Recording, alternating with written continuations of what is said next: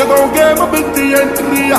ਤੁੱਕੀ ਟਿੱਕੀ boundary ਤੋਂ ਬਾਹਰ ਖੜਦੇ ਨਹੀਂ ਜਿੱਥੇ ਕਾਲੀ ਹੁੱਡੀ ਵਾਲਾ ਤੇਰਾ ਯਾਰ ਮੁੱਕਦਾ ਉੱਥੇ ਗੁੱਚੀ ਸੂਟਾਂ ਵਾਲੇ ਨਹੀਂ ਸਟਾਰ ਖੜਦੇ